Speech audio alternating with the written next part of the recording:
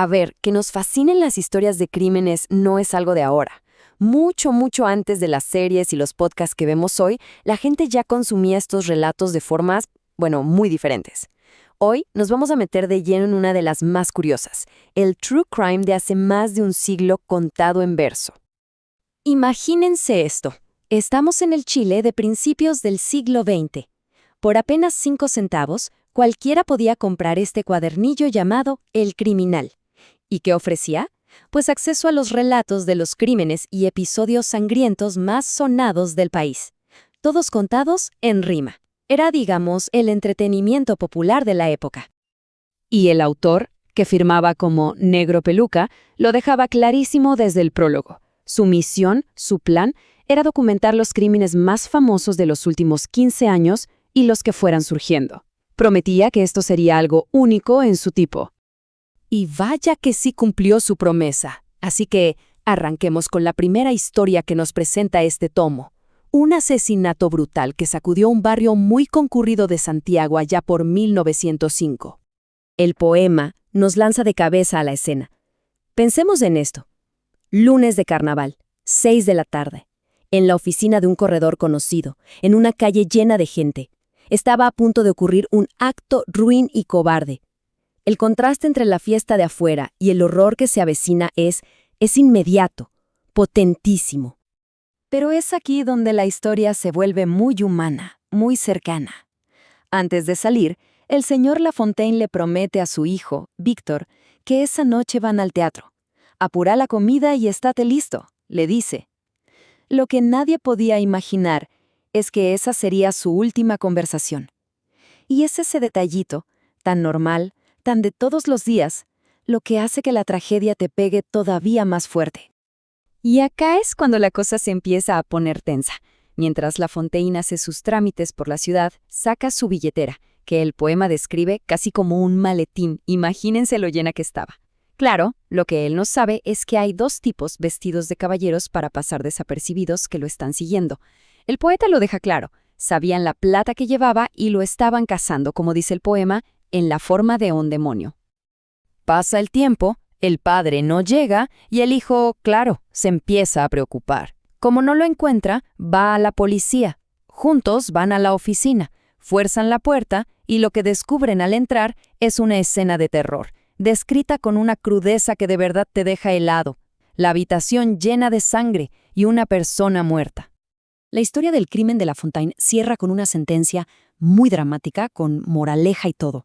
Básicamente, el poeta nos dice que no importa qué tan listo sea el asesino, qué tan alma maestra tenga, no hay escape. Siempre habrá algo que ilumine el misterio, porque al final siempre hay un dedo que lo va a delatar. Y ese es el dedo del destino. Pero la cosa no termina ahí, para nada. La historia que sigue es todavía más oscura. Es un caso de 1901, que el propio autor sentía que tenía que contar para que no quedara en el olvido. El poema arranca con una especie de denuncia, diciendo que la prensa oficiosa no ha dicho ni una palabra sobre este crimen. Pero que no nos preocupemos, que este relato popular nos va a contar la relación sencilla, o sea, la verdad de lo que pasó. Una niña encontrada descuartizada a puñaladas. Un crimen cometido por los peones. Y la descripción de cómo la encuentran es terrible. Una patrulla rural da con un cuerpo en una laguna, con la sangre cuajada, los miembros dispersos.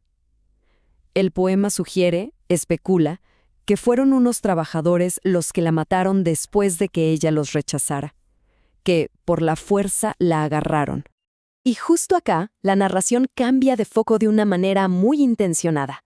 El autor deja de lado los detalles más crudos del crimen para meternos de lleno en el dolor. Describe el sufrimiento de la madre como algo casi indescriptible. Al ver el cuerpo de su hija, llorando desesperada, le pedía la muerte al cielo. El objetivo era clarísimo: conectar con la gente, provocar una compasión profunda en quien leía.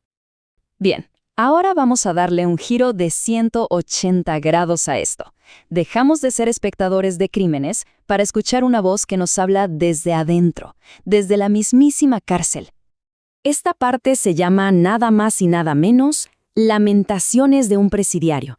Y es justo eso, Un poema crudo, directo a la yugular, sobre cómo es de verdad la vida en la penitenciaría, un testimonio del sufrimiento y la soledad. El preso, el autor de estos versos, nos da su propia explicación, bastante oscura, de por qué se llama penitenciaría. Para él es simple, no hay que darle muchas vueltas. Se llama así por la penitencia diaria, el castigo de todos los días que se sufre ahí adentro.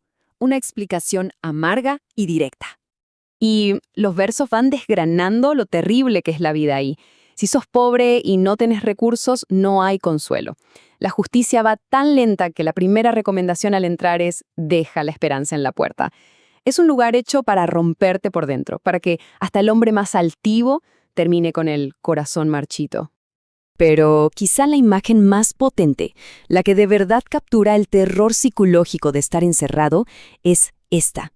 Describe un silencio tan pero tan profundo que en la soledad de la celda lo único que se escucha es el propio latido del corazón. Es, creo, la definición perfecta del aislamiento absoluto. Y en medio de toda esa oscuridad, de esa desolación, sale este grito, este lamento. Es el deseo más simple y a la vez más profundo de libertad que se pueda imaginar. No está pidiendo riquezas ni lujos, solo pide la imagen más pura de libertad que se le ocurre, un caballo para montar y una pampa infinita para correr. Ok, después de todo esto, la pregunta es, ¿qué nos cuentan estas historias, estas crónicas en verso, sobre la gente de esa época?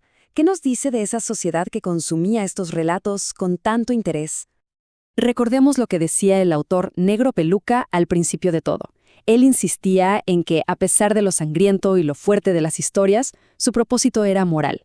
Quería que esto sirviera de lección, que fuera una lectura con un grande alcance moral. Era como una advertencia, una fábula sobre el bien y el mal, pero en el formato más popular y accesible que había. Y así llegamos al final de este recorrido. Hemos pasado de estos cuadernillos de 5 centavos a las superproducciones en streaming de hoy. La tecnología cambió, el formato cambió, pero la pregunta, creo, sigue flotando en el aire. ¿Realmente ha cambiado tanto nuestra fascinación por el crimen? Quizás al final estas páginas viejas nos demuestran que esa necesidad de entender el lado oscuro, de contarlo y de advertir sobre él, es algo que llevamos dentro desde hace mucho, mucho tiempo.